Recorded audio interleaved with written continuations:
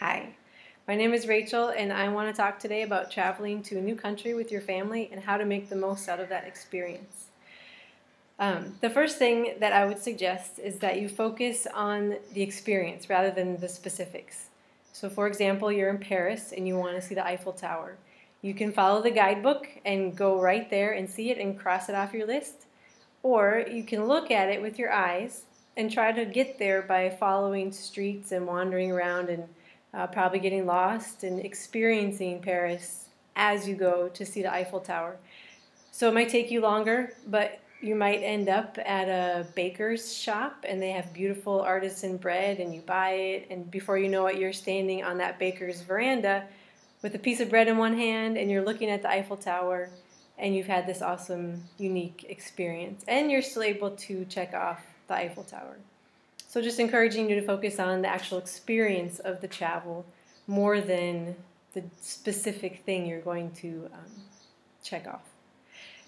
The second one is I would encourage you to experiment with transportation as a family. It might be easier to take a taxi or to rent a car, but what about taking the bus? What about renting a boat or a rickshaw or a camel or a donkey cart?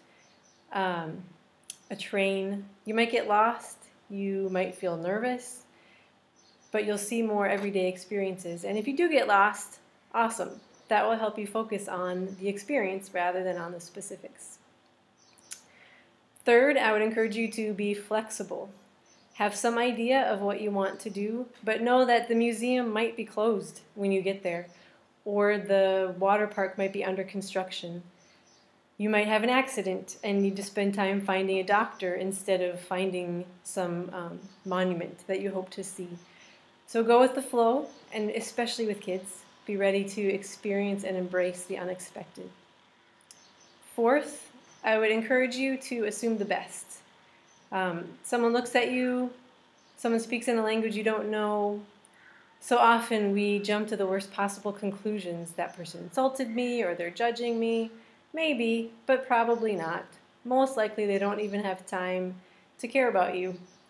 Probably what you're feeling is your outsiderness, the truth that you stick out, that you don't belong here, you don't know the language or the cultural cues. Fine, great, it's true.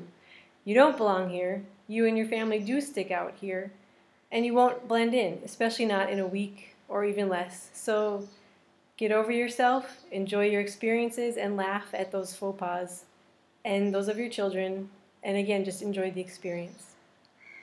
Fifth, I encourage you to be you. Does your family love art? Find the museums. You love to run? Go jogging through the streets of the city. I love being able to add to my list of countries where I've run. You like music? Find an open-air concert. You enjoy wine? Go taste testing. You might miss out on some of those biggie tourist things, but you'll experience a more personal connection and appreciation of the country that you're in, as well as developing a unique perspective of that activity or interest that you love. Sixth, do those biggie tourist things.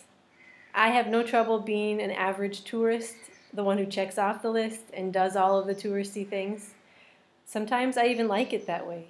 My family and so many of you spend our lives as expatriates trying to understand and deeply engage with the local culture where we live. So sometimes when we travel, it's freeing and relaxing to let go of that pressure to engage in a deep cultural way and to simply enjoy the sightseeing, to recognize that, yeah, we're foreign and we don't and won't understand this place. And oh, isn't the Colosseum awesome? And so we laugh and build memories together as a family that are as meaningful as checking off our lists or having some kind of meaningful conversation with a stranger in our tourist location. Number 7, do something meaningful as a family. Many people talk about taking purpose-filled family vacations where you can volunteer at an orphanage or a soup kitchen or do some tutoring. So think about how you could do that as a family. Number 8, on the other hand, don't. Just relax. Enjoy that you're on vacation. There's nothing wrong with doing service projects while on vacation, but my family already works with refugees, and we tutor and we volunteer. We're development workers, and we live without hot showers and have plenty of practice with squatty potties.